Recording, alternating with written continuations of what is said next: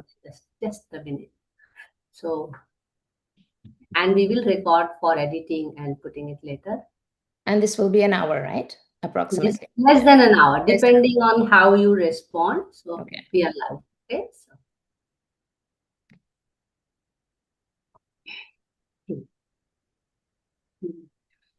So we are live now, and I will first share the live link with you and the speakers. Sorry.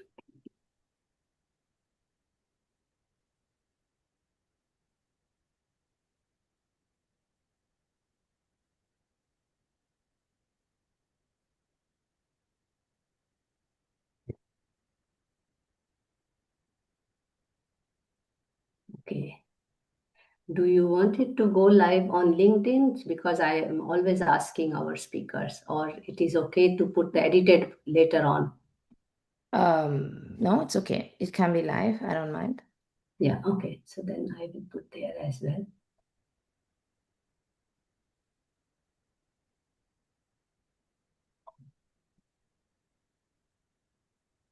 Yes.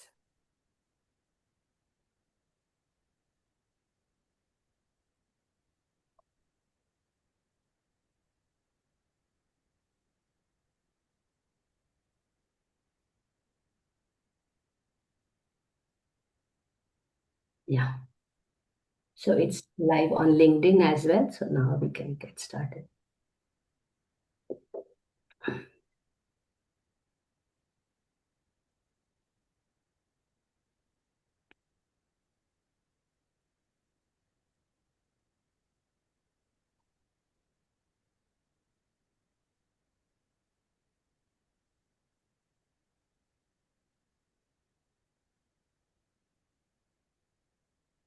Warm greetings.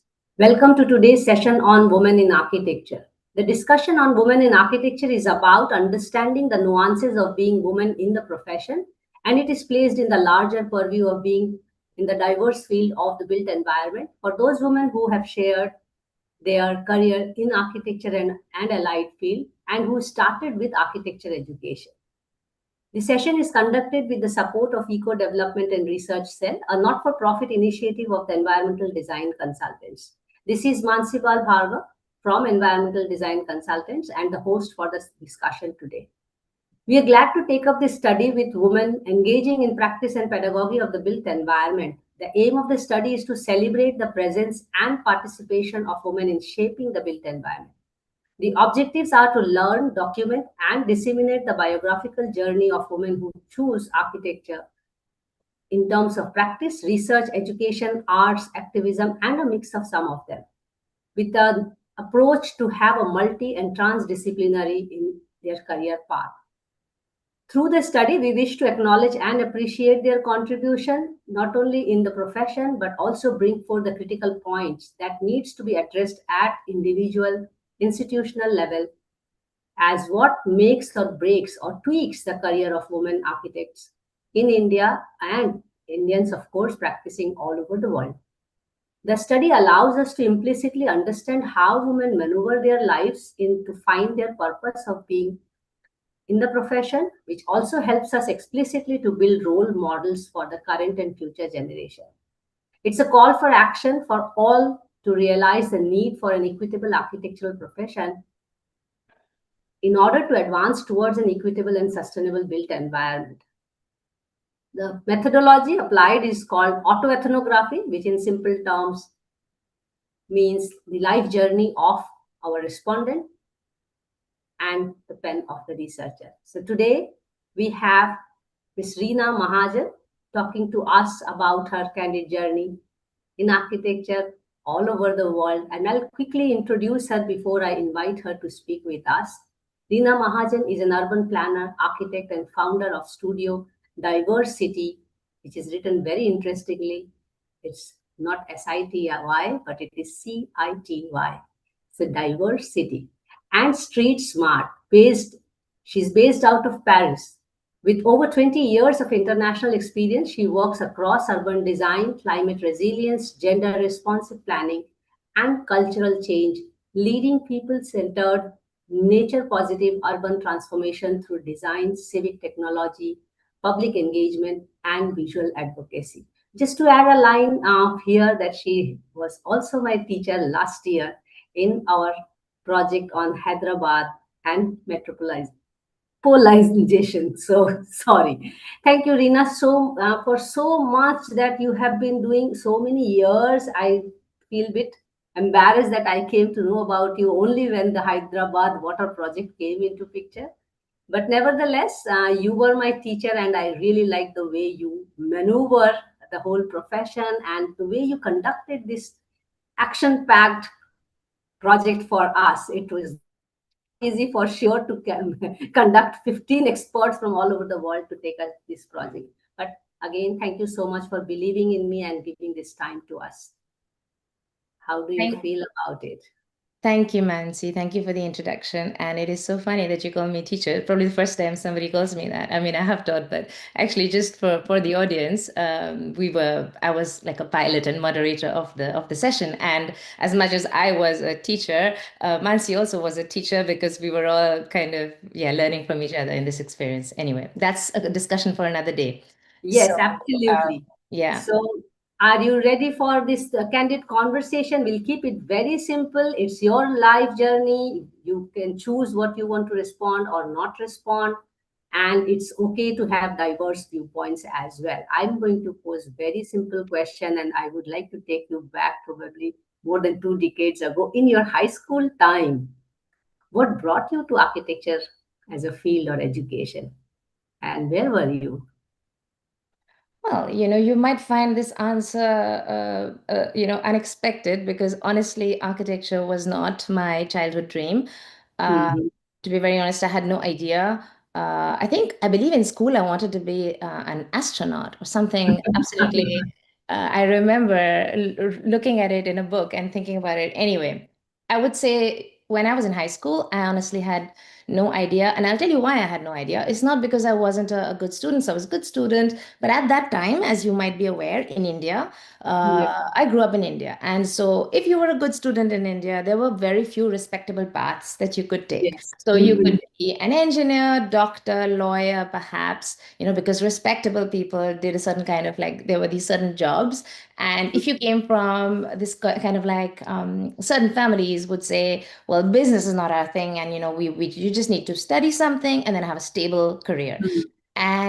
And so the presumption was that I would become an engineer, and Mhm. I wasn't drawn to it. So things weren't really working out. I didn't get through any of the really good engineering colleges, and so then I ended up doing, I think, an MA in economics. I was enrolled in Mhm. that, and it was a girls' university. And I remember going back to my mother and saying, "Oh, I'm not happy with this." And she said, "I told you if you had done engineering, you'd be with a lot of boys. It would be a lot more exciting." And I was like, and she said, "You know what? There's one more path left." Believe it or not, it was my mother who said architecture college still, there's still the entrance exam for that. And suddenly, when she said that, it just clicked. It just made sense because there was a bit of art, science, creativity. It was unconventional, and that's it. And it was and I think that was one of the best decisions I made in my life, thanks to my mother and thanks to this randomness. Because now, when I think about it, you know those uh, tests you do that kind of tell you whether you're left-brained or right-brained. So Yes, yes. whenever I've done those tests, it always comes out 50-50. So I think I have like a equally creative and equally analytical brain. So I think it was the best career choice for me in the end. That's interesting. I think many of us had this issue in those days that when we had no clue what architecture is, I had also not heard about it at all, to be honest. But just the fact that if you have drawing skills, you are, inclined to it. So that brings me to a question while you were studying in architecture, both bachelor's and master's.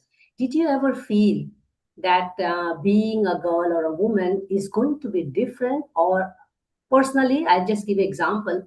In the college days, I never had this realization because girls were, outnumbering in performance in the uh, classes. But how was your feeling? I mean, did you ever get this, realization that it's different to be woman in this profession, or how was it in your college days? Not in architecture school. I wouldn't say that. I think Mm, architecture school, especially where I studied, the School of Planning and Architecture, is such a bubble. mm, So any kind of gender imbalances that you're generally aware of, mm, maybe at home, in society, or in general that you're aware of, uh, kind of got broken in that bubble while studying architecture. And like you said, there were many girls, there were girls and boys, and we were in this very unconventional environment where we were working day and night. yes. Uh, we were learning so much, reading so much. Um, I would not say that I experienced it in at architecture school. Mm, However, the journey to college, to university campus and back every day, because it was about 20 kilometers from my house. And that is when, if ever there was any realization that things are hard as a woman, it was in public transport. So where you mm, have to kind of face this daily sexual harassment every single day. You have to be really you have to be very alert in Delhi, and coming back home would be an issue sometimes. Uh, I think those are the kind of things that really kind of stayed with me. But honestly, that was not the time that I would say that. I mean, this has been a part of my life, like mm. gender, it has impacted me, it has influenced me, but not in that sense in college. However, I would say that in architecture school, there's a lot of admiration and there's a hero worship of Yes, architects, of yes, male yes. architects, All of them architects. are male. There's this, which that is not something that one questions. I probably never thought at first year, second year of architecture school that, wow, all of these people are actually like all men. And I think that is the thing where I would say today, in hindsight, I would say, I mean, that was complete brainwashing. It's a complete myth actually to begin with, that architectural profession is like the best profession because it allows you to understand people's lives, and we are kind of like, it's a mix of everything, and it's the best profession you can have. Actually, it's not true, because you can have that being a doctor, you can have that being a psychologist. There's many other professions that are extremely important to daily life, actually much more important. And so I think we just grow up with this kind of myth, not grow up, but like in architecture, we get trained in a certain way. That's a very, you could say that's a kind of masculine ideology, Yes. but not in day-to-day life in architecture school. And you were so right to mention that we didn't even take notice of it, Hmm. So because all the idol worship was about male in that. Yeah. And I would like to share with you in situation why we are doing this series also when I was hit, because that's also where the question next to you, that when did you really realize what it is to be woman, or is it something different being woman in this profession? And now I also realize why street smart for you, why diversity for you, because these things stay back. So when I started my career, I was already questioning this whole idea that where are the women. I mean, for me, beyond Didi contractor, I did not know any woman's name in the world, to be honest. Mhm. And I had no fortune to work with her, because I was not also inclined in that vernacular architecture zone, more inclined to ecology, so and large scale landscape. So anyway, but when you look for inspiration, they were all men, and I started career with Doshi, so that also, of course, tells. But then I met Radhika Katpalia there, who is Doshi's daughter, and I started thinking that, it's very nice to be a daughter of a big person, very well known. But I started slowly asking myself question when I did not see Radhika in the office every day. Hmm. So then I started observing things, that it's all about men everywhere. Not to blame the men, but where are the women in that sense? Even if being daughter of the most important architect in the country or well known, I was not seeing Radhika. So I was in a way missing her. And I still want to dedicate this study, because she is still unaware of it, but she really put this seed in my head, where are the women? So where was Then, she? of course, she was, of course, in the city working, but I was not seeing her as a young architect. I was not seeing her in the office, but she was working everywhere. And of course, as a woman. And then meeting Meenakshi Jain, Madhvi Desai, a lot of people, Parul Javeri, these are like stars of Ahmedabad, and I met them. I was talking to them, and I worked with them, with Meenakshi ma'am. So it was brewing. So it took me 20 years to shape this research actually, because I started reading, observing women, and I found there are so many women doing such good work, and then finally I started. So I would like to know, did you ever feel this, or when was the time when you realized, in the profession, of course outside we are in a patriarchal setup, there's challenges even today, Reena, when we go out of the house, whether in Delhi, Ahmedabad, Kolkata, Mumbai, we every day family members are waiting when we come back safe. We live in that setup, but in the profession also, I'm sure you may have realized that it's being different. It is different to be woman in the profession. Have you really faced that realization early in the career, or how was it, if you can share some instance? Yeah, I suppose I have faced that.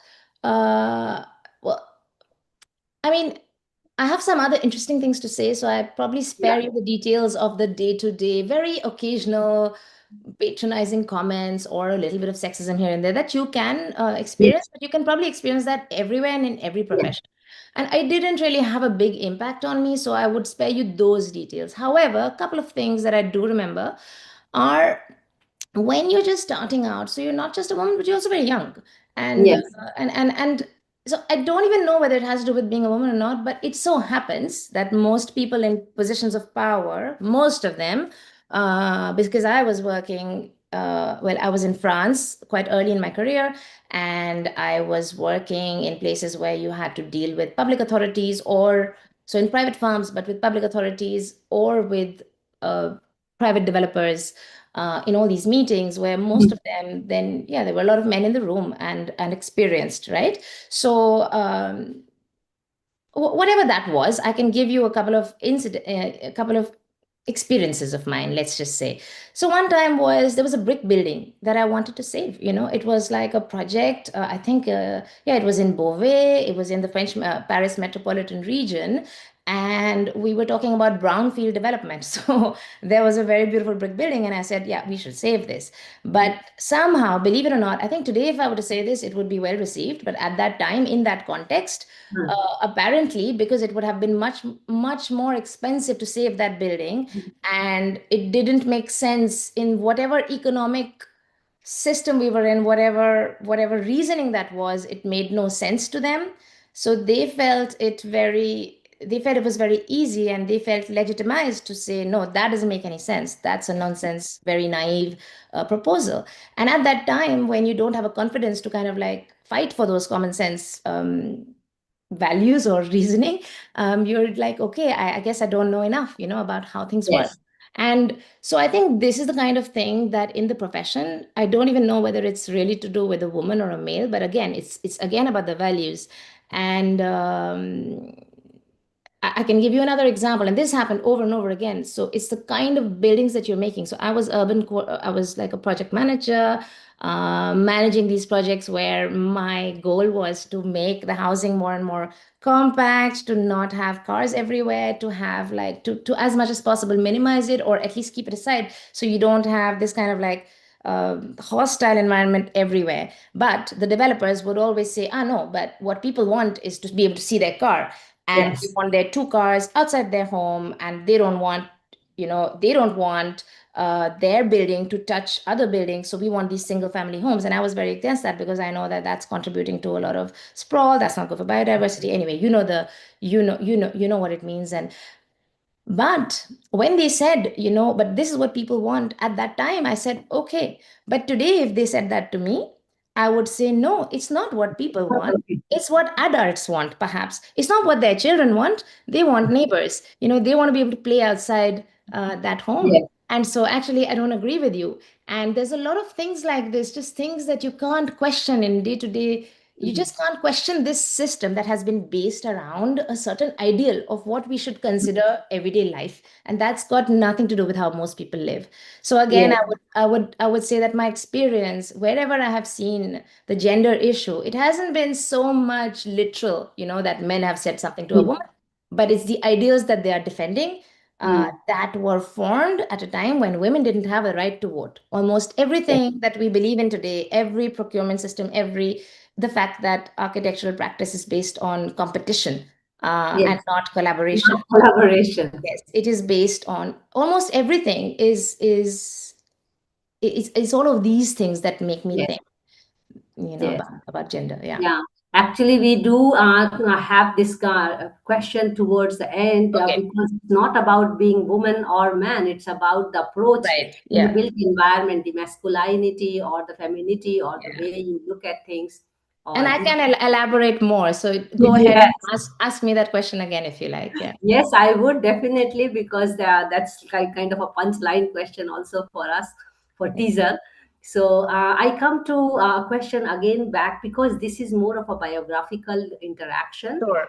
So, so we want to read your mind or head or heart, both. Again, a question about women because you said you moved to Paris early in your career, and then you of course have your family there and things like that. But then, how was it to balance life, or as we call it, professional and personal life? Uh, Especially because there is a phase of motherhood, there is early career, then you have to re-establish yourself, things like that. But I can definitely vouch that by now, 20 years, 30 years for us, we decode the mantra of doing it. But how was it for you? And if you can share some of your mantras of balancing, and especially because person like you who has experience across India and other parts of the world as well, I mean, it's not going to be easy for you. So what are your tips for the young girls there, and how did you maneuver? That's the maneuvering part we would like to be interested to know. Sure. Of course. Well, personal, professional, I mean, well, to begin with, I guess I had more of a distinction between the personal, professional before I Mhm. became a parent. Hmm. And before I became a parent, I was employed. And Hmm. so that distinction was very clear. After Yes. becoming a parent, I actually made a conscious decision to not be an employee anymore and to have that kind of flexibility. Hmm. I don't really believe in personal, professional distinction so much. Why? Hmm. Because I'm very lucky to be working in something that I'm passionate about and I really believe in. And so it is almost impossible because in my personal time, there's nothing that I love more to do than, read about studies Work. or when I'm walking around, I'm often talking about these things. I'm often talking about these things in the evening with my friends, with my husband. And so honestly, I don't think even making that distinction makes any sense for me because I'm just happy like that. I'm happy Yes. with it all being blurred and mixed. And even, when people sometimes say there's a certain professional conduct, a certain way to be, I don't even believe in that because I think even that is kind of inherited from some other ideals. What are these That's ideals? again masculinity, Why actually. should we have, why should we guard our emotions completely in the workplace? Why can't we be who we are? And Hmm. so now I have a completely different idea of how a professional setup even should be. I think we are Yes. just human beings, and if you're spending lots of time working, which I do, I don't want to artificially have any kind of segregation. Now, Yes. your other question about, what is your mantra? How do you manage? Well, when I became a mother, I did take a little bit of time off, which was a very good thing because it really made me question a lot of things. And it just so happened that at that time I slightly pivoted my career. And ever since then I've had a lot more flexibility. I must say that after becoming a mother, as most people know, it's like you become very efficient. you Yes. you were Time really management becomes, yes. much more efficient. And so I think that, in a way, you can just actually work better. One, you can use your maternity leave to really question everything that you've been doing, to really Yes. question it. It's So a you don't have to reflection put anything to time. think, and it kind of is an opportunity for you to just revisit your like career path, and perhaps there's something you might want to change.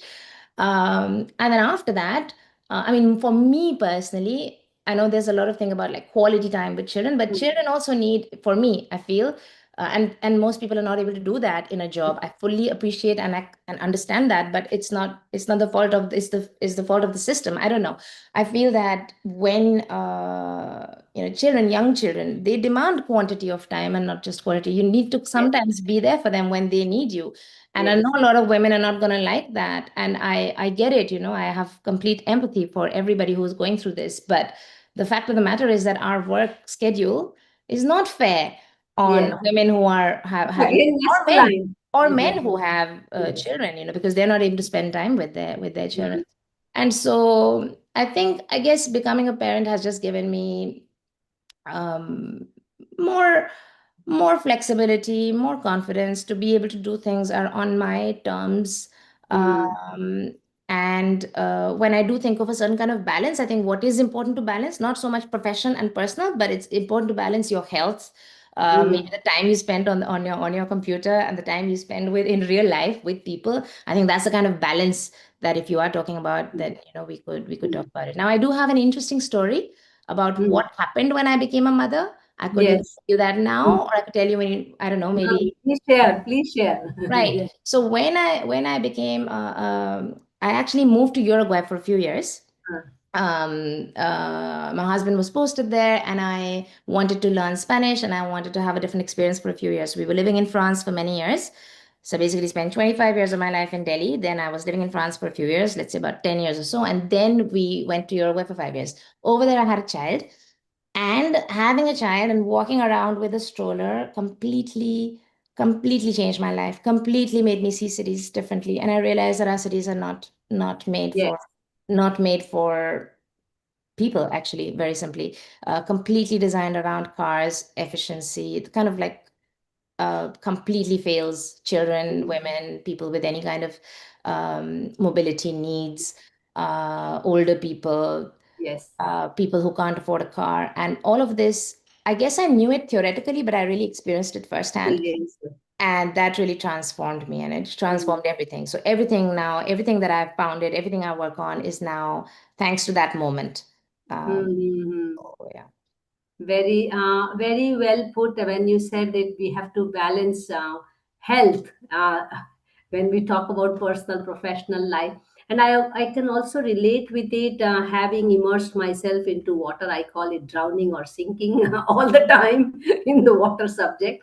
It's very difficult if you find your purpose or passion than to distinguish between where is the personal life and professional life Mhm. going, because we actually live the profession, which is a very, I will say, very lucky situation. And that is where another question also comes into picture, that we probably are some of those lucky people or privileged who could find our personal life, professional life, our passion converging at one point, and then it's really living every day. I mean, every work, whether you are cooking also, like for me, like when I'm cooking, I'm thinking about the farmers, how much water it consumed in the vegetables. So, you're just living it so much. It sometimes feels like for me as an infection or disease in a way, but I can so much relate with it.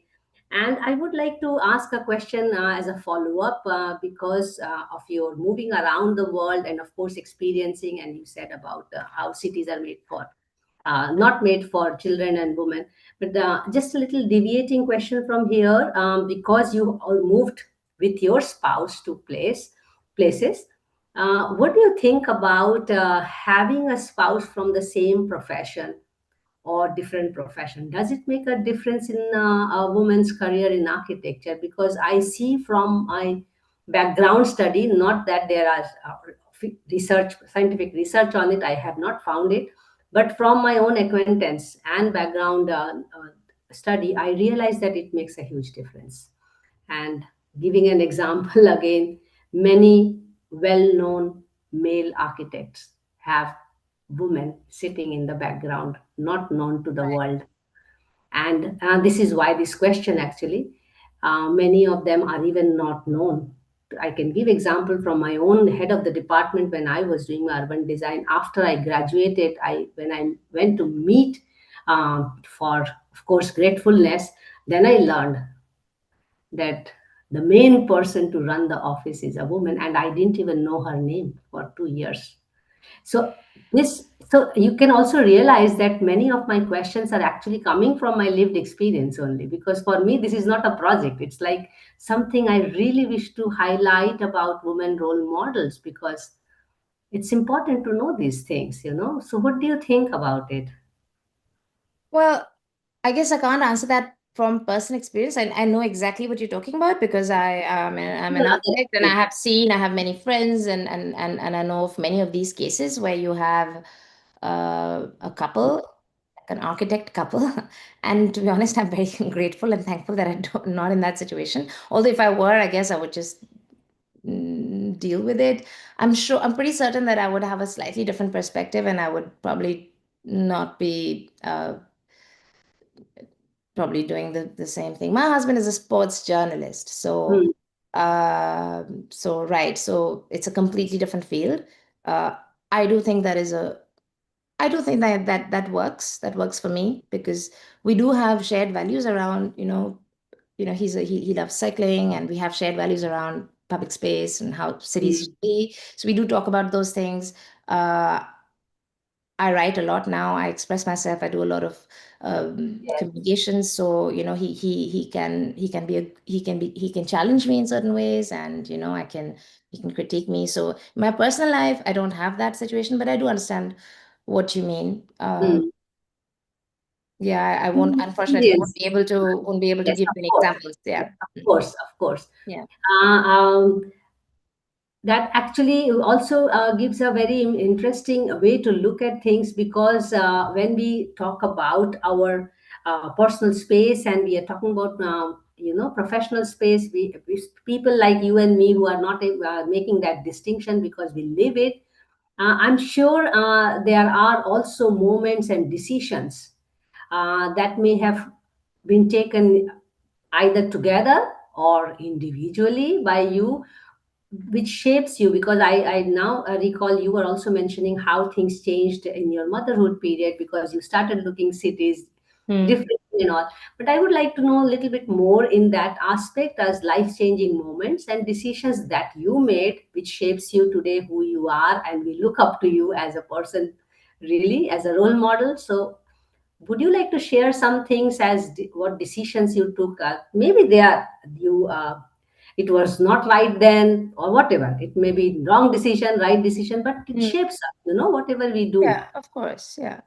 So please Yeah, I share. mean, there's no wrong decision, It's like Yes, you make a decision and you then make a decision. you just deal with it and you make the most of that decision. I would say so. I guess I've already shared the fact how I became an architect quite accidentally or thanks to my mother, which was one, I guess, important um, life-changing decision. Uh, Another one would be probably going to France. That Yes. also didn't happen. Didn't happen. I didn't plan it as such. It's just that the first building that I worked on, Mm. my first office, architectural office, it was EBRD Architects and also Stéphane Paumier. I mean, I don't know if you know him, but he's quite a well-known architect in Delhi. He's based in Delhi, but he's French. And so in the architecture in the office, there were all these French books, and then we were the building, the Alliance Française, when it Yes. was finished, I was going to site, and I was like, wow, I can learn French, and I learned French. I was really dedicated. I would go in the morning at 7:30, I think my class began. I would learn French, then I would go to the office. And at some point, I realized that education in France, higher education in France, is very inexpensive.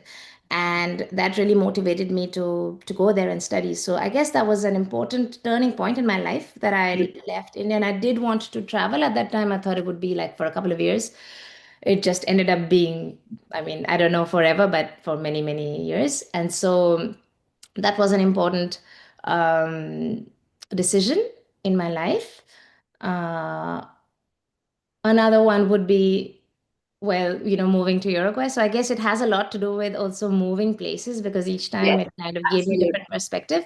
So moving to Uruguay for 5 years and having basically having a child there, just realizing, we used to live across the beach.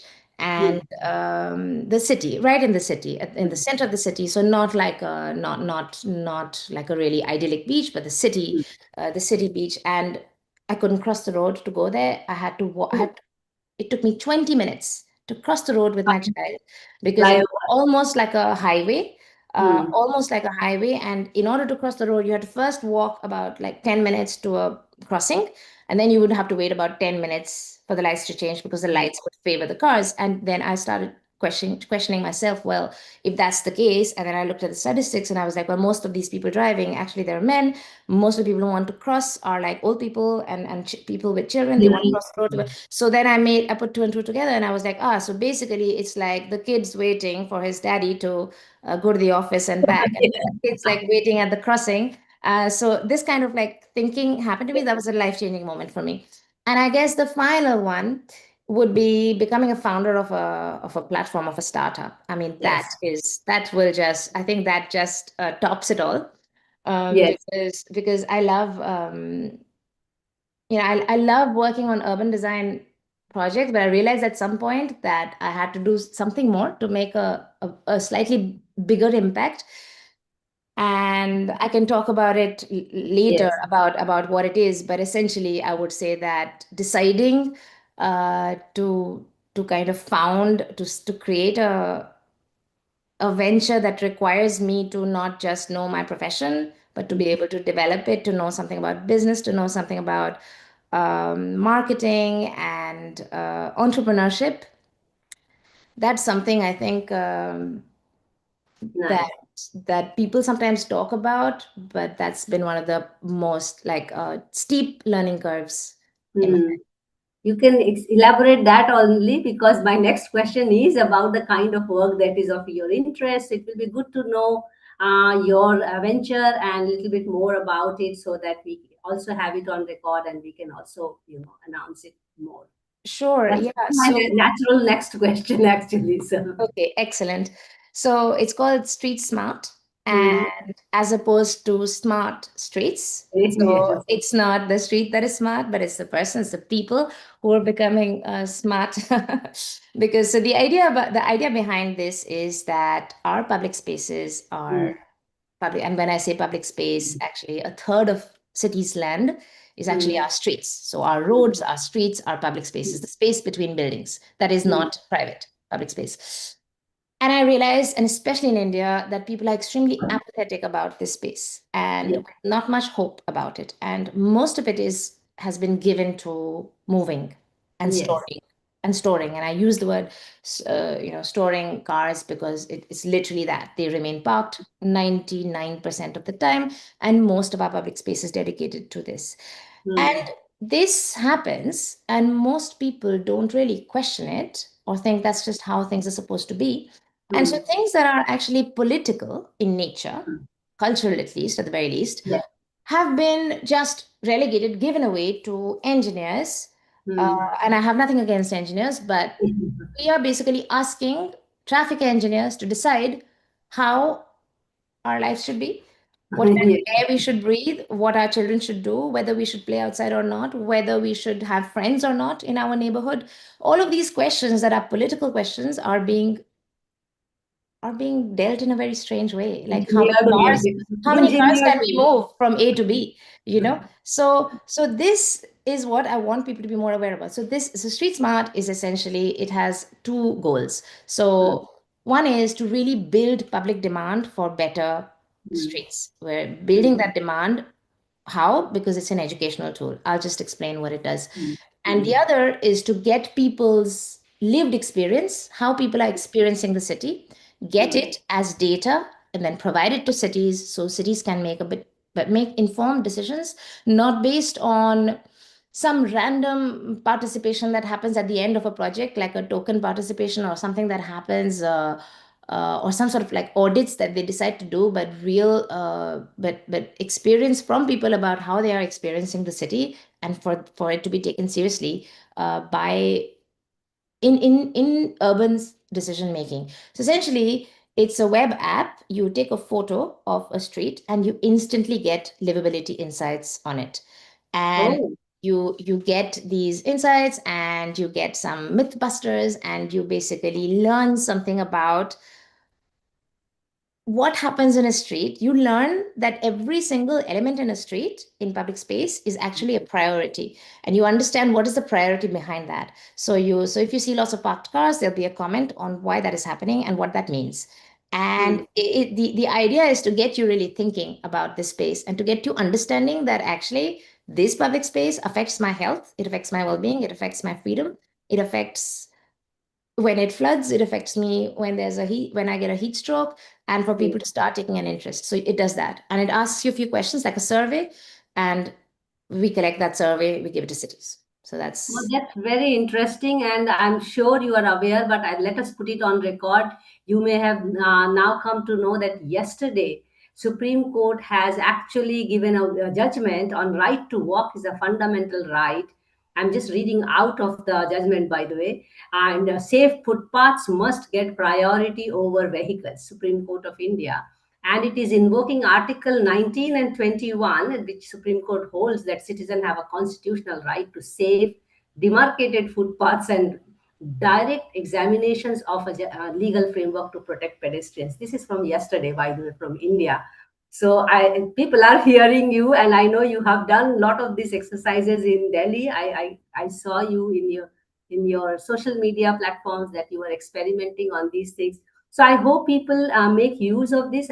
Basically, I think it's for both authorities as well as for local people, yes, yeah. because local people are empowered to use the tool and authorities get data to see how they can respond or address to the Exactly, exactly. requirement. And I want to say something about Go ahead. this thing that the Supreme, I mean this news from yesterday. I think is great. But I must say that when I read it, I also read a lot about that means providing good footpaths. And I just want to say this, and I said this as well somewhere on LinkedIn yesterday, that footpaths does not equal walkability. I mean, Good, you know good this. pedestrian A lot of space. people know this, but you can have excellent footpaths, but if it's not interesting to walk, if it's too long, if it's too complicated, if it's got like a 4-lane highway next to it, you are not going to walk. Couple of things people must understand is, so first and foremost, yes, we do need the footpaths, but secondly, we need to plan for walking. And we're not Yes, planning our cities for walking, we're planning our cities for car dependency. And that's something that we really, really need to take seriously, I think, in India. Like, it really, really important, because we're basically living in some sort of, I mean, in some cities, it's very close to a dystopic situation. It's very, very yes, hostile, very, very hostile. I come from Delhi, and I can say that if every breath you take, if it is poison to inhale this air that is there in the city, then how can we talk about form, beauty, shadow? Like, how can we talk about architecture if like, if your daily life is so difficult? So anyway, yes. so this is what I had to say about walking. And then there's one other thing you said. Right. And then about Street Smart, I just wanted to say that it is a free tool. Right now, it's private beta. We're going to go public in like a couple of months. In September, it is going to be a public platform. It will always be free for people to use. And we're also looking for volunteers. So if That's nice. people can, feel free to DM me. But we're Oh, all that's doing really this nice. voluntarily. Even I'm Yes. doing it right now. As of now, it's bootstrapping, Yeah, basically. oh, very nice. And congratulations and best wishes to take it further. We Thank you. come back to the discussion on women again in this conversation, but it is good to know what is brewing today, these days with you. And it is such an important thing, because when we talk about, who shapes the built environment, we started this conversation also from there, the very idea of masculinity or femininity. My next question is actually for you to speculate, imagine, or predict, or do whatever you like to. But imagine the architecture profession was predominantly led by women designers or architects or planners. Do you think cities would have looked different? And if so, how cities would have been different than today? You made an example of Delhi, and Delhi is choking with not only heat waves, with water pollution, with air pollution, you name it. There is also aesthetic pollution. Hoardings are hanging everywhere. But how do you think? I mean, of course, this question is based on a prejudice from my end. Uh, and I started with this point that the profession is male dominated. I deliberately did not use the word masculinity, to be honest, in this research, or femininity, because I'm keen to do a biographical journey of women, and not question the masculinity and the femininity of the built environment or architecture Right. per se. So there's a difference, and it was a bit difficult for me in the beginning to make this distinction to people that, look, I am not looking at architecture study, I am looking at women study. This is a women study matter. This is not even gender study, because gender also includes other genders. So I'm Right. doing human studies. But still, this question becomes relevant for me when I look at the numbers. The leading numbers of architects are male still. And I then relate it with the kind of city we have, you know. Yeah. That is why this question. What do you think? Imagine a situation 10 years, 20 years before or after. All the leading names in the country are women architects. How would cities look? Will there be difference? So there's a couple of things here. So the reason we have, well, one reason why we have so many male architects that are also famous is because the time when architecture was a glorious profession is Mm, also a time when, like I said, I think I mentioned this, that women did not even have the right to vote at that time. mm, When when the most famous architects that we talk about at that mm, time, it would not have been possible. So mm. at that time, if you say if there were women, would it be possible? S- I don't know, like 50, 60, 70, 80 years ago, if we had, would we be able to have women in power? But let's say hypothetically. This is a Uh, hypothetical yeah. question. We are So never let's going say, to achieve right. it. So let's Yeah. say hypothetically it were to happen. Um, I still would need to know from you, is our society different? Is it a patriarchal society? Or is it not a patriarchal society? It Because is a patriarchal if it's a society. patriarchal society, then women are going through the same architecture schools, in the same professional systems, the same Yes. competitions, same kind of workplaces. So we are taught in architecture school what is considered serious, what is considered prestigious, what is valuable. Mm, And yes. those values are today, the Mm, values the city is built on mm, are mm, control, mm, management, scale, mm, proportion, authority, speed, big gestures, big projects, mm, and this kind of like glorious mm, situation where we're building these, at least at mm, that time, building objects. And so mm, if women were to, if women at that time were to do the same thing, then I'm not so sure. So, because I often think that sometimes women end up producing the same systems because they feel the pressure to kind of mm. play Yes. by the same rules. And that's Mm, why I'm asking you again and again, is it a patriarchal society? Because if it's not, if in this society many years ago, if women are put in charge, and women traditionally are kind of in charge of daily life care, yes. then they would think about safety, they would think about well-being, they would think Mm, about children, they would think about play, they would think about nature, ordinary stuff, ordinary routines. And then the city might have been built around ordinary life. And if the city was built around ordinary life rather than glorious buildings and this commute between work and yes. home, uh, if anybody had asked the person the question, like when whoever said, okay, let's zone, anyone had said, is zoning compatible with children? Answer would be no. You know, No, children are not part of the built zoning is no. environment in So, cities. so if you had asked women, I mean, I would say the likelihood that they Mm, would consider children and older people, because they're mm, often looking after children and looking after older people, they would probably think about the likelihood that they would think about these things is higher. mm, So, but then again, I'm hesitant to say that, you like give it in the hands of women and things will be okay. Although historically it has happened. And just coming back to the present, you mm. may say that women are not as well known as architects, but actually I would argue that today, if you think about the cities that are making the biggest changes and the most radical changes, the people behind those changes are women mayors.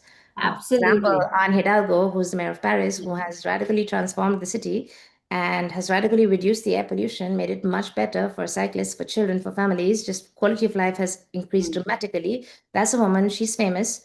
and so are many others who are doing that, So I again, I know that you're talking about.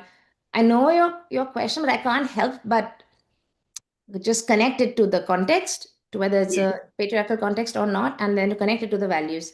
absolutely, So absolutely. You are helping a lot, to be honest. women would expand. I mean, women or qualities that are not traditionally. It's hard to talk about these things.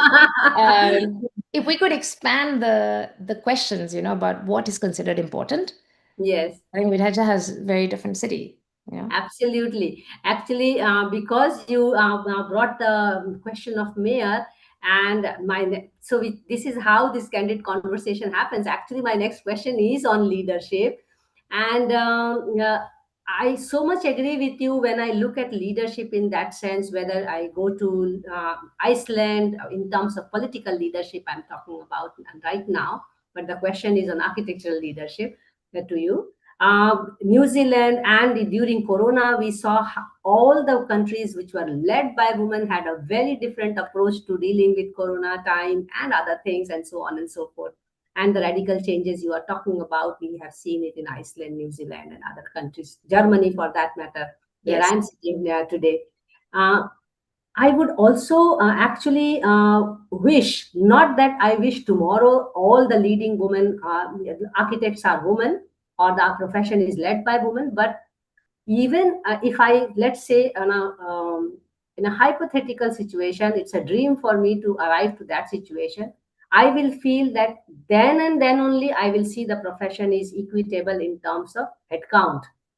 Let's keep it very simple in economic terms. In terms of very well-known women architects Yeah. as equivalent to well-known male architects, which is still not the case.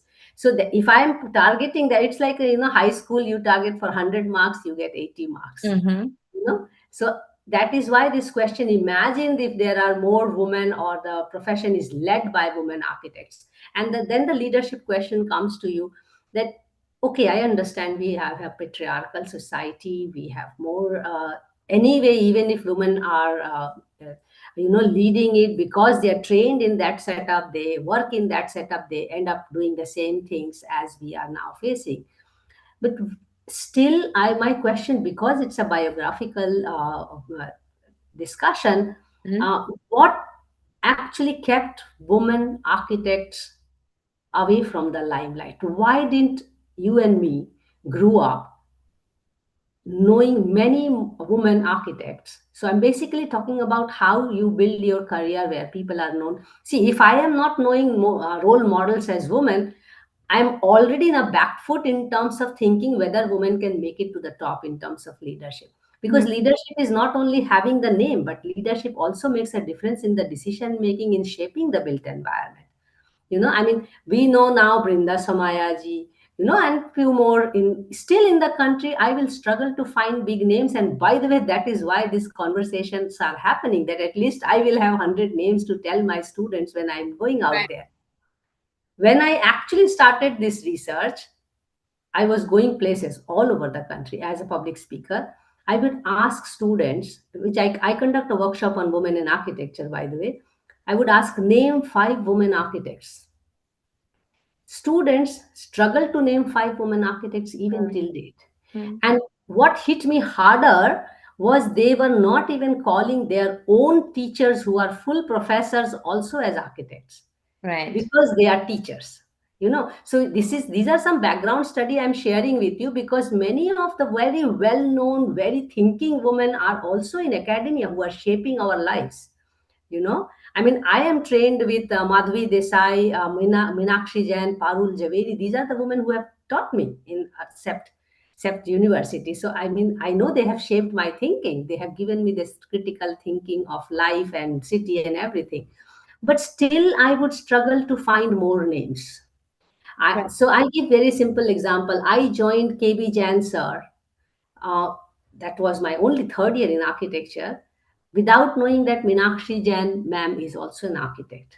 And I eventually ended up working with Meenakshi Jain ma'am. It's about chemistry, it's about the project, it's about whatever they required in the office. And she became my one of the biggest inspiration.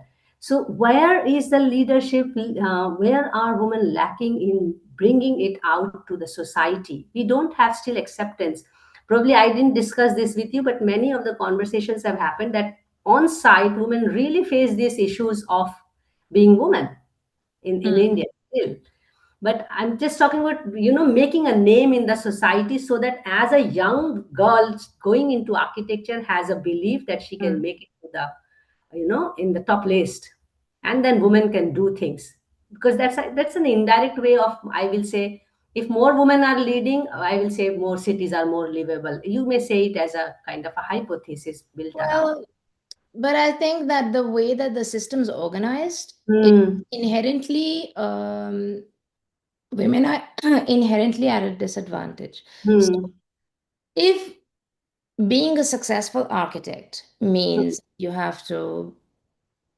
barely see your children and you have to Hmm. spend crazy Hmm. amounts of time at the office in this sort of cutthroat competition that Hmm. requires you to work, I don't know, 12 hours a day Hmm. and this kind of environment.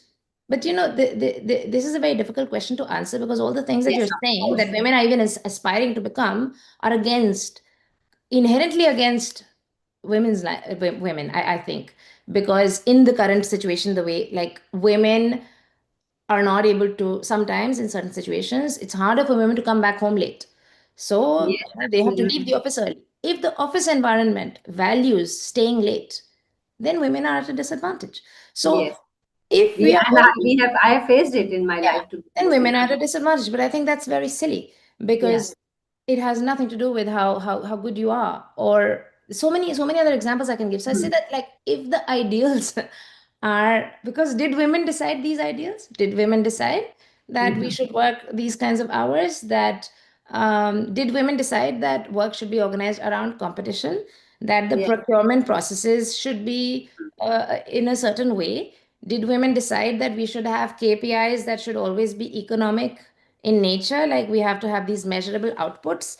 So Hmm. did women decide that we need to basically build more to get Hmm. a percentage of that? So like how does it work today? The whole planning profession, like architecture and planning profession, you get a Yes. cost of the construction.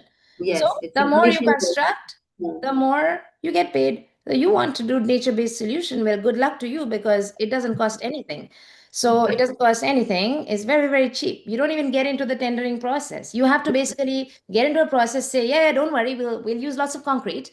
We'll use lots of concrete in our project, but let us also do a little bit of nature-based solutions. So what I'm trying to say is that um, the system itself is very good at funding construction. It's not very Hmm. good at funding care. And Yeah. uh, we're very bad at measuring Care. things that are very important in life. Now, I might be deviating from your question, but I think it's very important to answer this Yes. because I don't Absolutely. think that women necessarily that the path forward is to Hmm. have as many women's architects. I don't think so. I think the path forward is to start to measure things like shade, public health, Hmm. biodiversity, our well-being, Yes.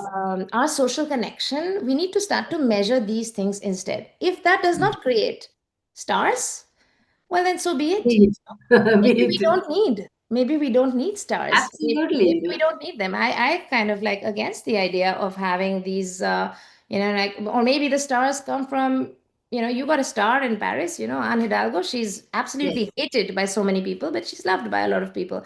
And she decided to, so like Eva Kyle, for example, she's Yes. architect in Vienna for those who may not know. So she's the one who basically asked these questions. She's the one who said, well, if you want to do something for women, do something for pedestrians. And I Yes. think that I am unable to see a future for women Hmm. where we are competing with men on the same Hmm. ideas. I think we need Hmm. to absolutely change what our ideals are. Absolutely. You really hit the nail, and you are helping it so much because you don't have to worry about women leadership, because this project is to create role models like you, that so that more women can speak like you, this kind of things, they get more room, they get more ideas, and also they think that it is possible to speak. And we go back to our young life when we were knowing how that it is so difficult to speak your heart and mind. and very well put in that sense, as we don't need women leaders if the business as usual has to continue, in short. And where more there is more inclination to construction and less for care. And also very well put that we are not measuring care, and we know that the happiness index issue, the air quality, everything is going there. And somewhere I have linked that with the diminished role of women in the profession, and that's why this research is going around. That brings me to actually penultimate question, which is very simple. And both the questions are about message to the younger generation. What it is to be in architecture? What would you suggest the young people? How, whether they should join, not join, because still it is an unknown profession in the country. Right. I think to decide to become an architect today is a much more complicated decision than it was in our time, I would say. Because today, like I said before, how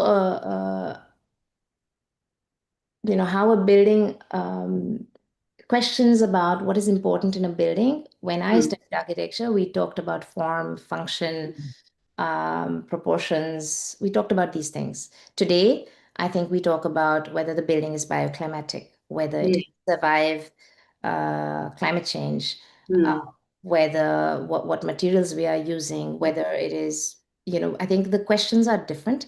Okay, net Not that zero. not that at that time we should not have been thinking about bioclimatic architecture. I mean, every single good Building. architectural building should be intrinsically it should be that way, but unfortunately it isn't.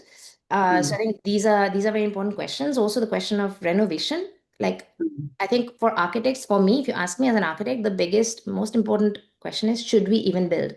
Should we even I build? asked the question. Should we even build, and should we build on this land? Because land, we have sprawled and we have gone everywhere, and now I believe like most of land is less than most of the world's natural land is less than, or no, I shouldn't actually say this because I don't remember the percentage, but a lot of natural land is now less than a kilometer away from a road, which means that basically we're building roads everywhere, and we're Yes. we're really reducing the Earth's capacity to remain to do its job.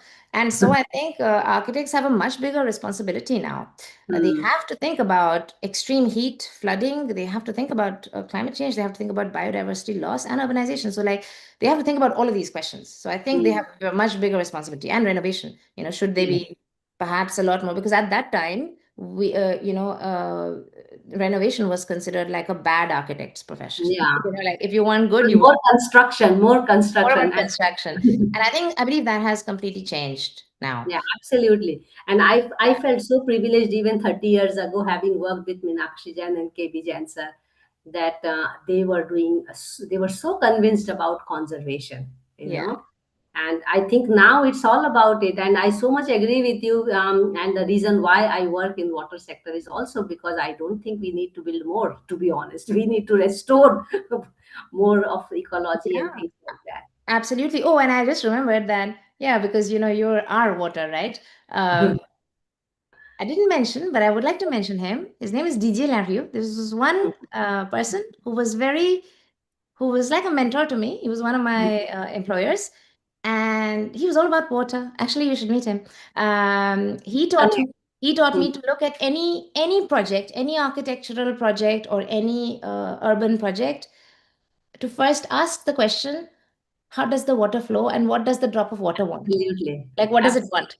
And the first thing you ask, like nothing about, no connections, nothing, like, how does the water flow? And the first thing we would do is find out because water always flows predictably, and to first find out how the terrain is and really like respect it, and not make any action on any terrain without first knowing how water's flowing in it. So that was really helpful to me in understanding just completely different relationship between the built environment. So I think architects today have to be a lot more humble. I think they really need to put water, nature, all of these things first, and Absolutely. much more humble positioning, I would say.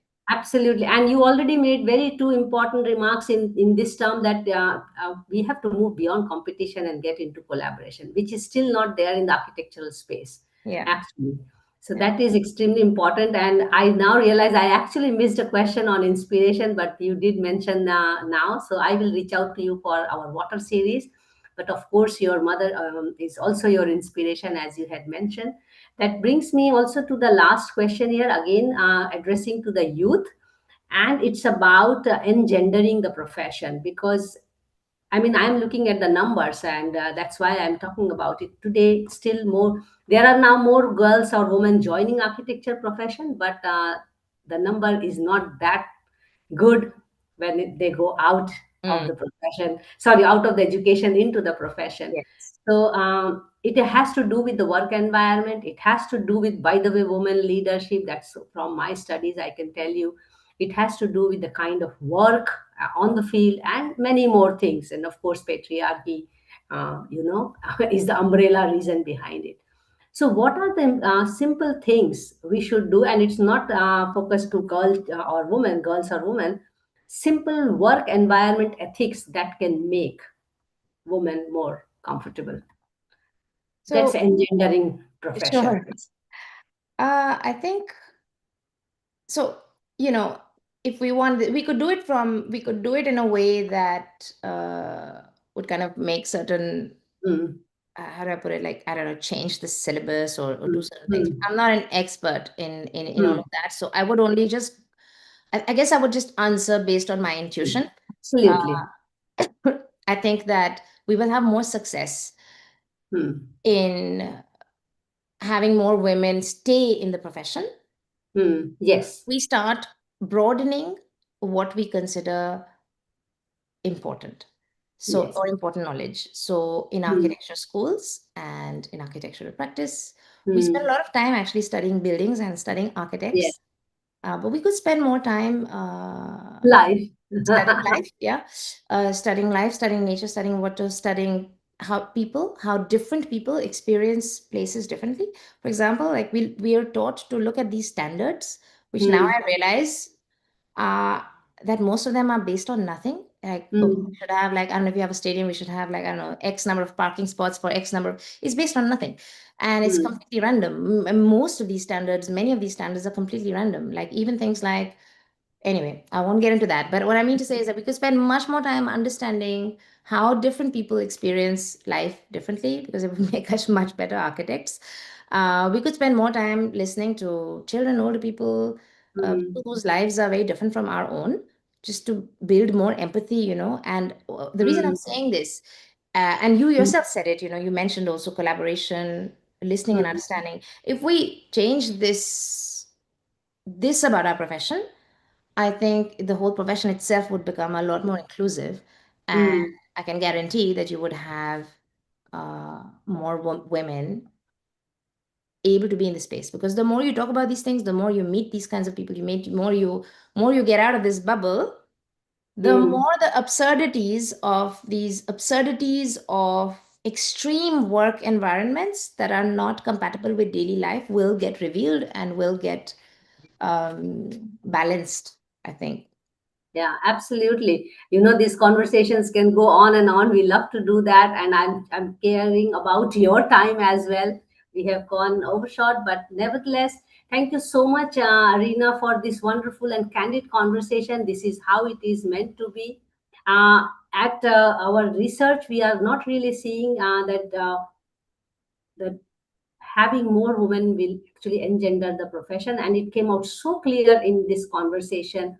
And it is about the values, which also came out very clear, that we carry in the profession. So the issue of being a woman or men should not arise, to be honest. And it is actually my hope still that we live a day then we don't have to talk about women with, and we just talk about gender, space, city, community. So this research is a small step towards attaining that goal of equitable profession, and it is set on this disclaimer that equitable profession will bring equitable society. It may be wrong or right. That is something which is not in my control, or anyone's control for that matter. But the more I'm interacting to people like you, enlightened soul, I will say, I think it is enlightening me as well. And I am realizing the deep contribution you people are making, not only in engendering the profession and practice, but also delimiting it and redefining the way we should look at cities and communities from the diverse perspective. Thanks a lot, Rina, for this enlightening interaction. May you remain inspiration, and I'm really grateful that you could take out time and share your endeavors and life for that matter, and wish you all the best for your city smart city, smart Beauty, street, diversity, and everything street smart. around diversity. Thank you so much. Please take care, and we see you soon somewhere, maybe in Europe or India or online. Wish you all the best. That Thank would you. be great. Thank you so much. Thank you so much, Take care. Maxi, for having me. Bye. Bye.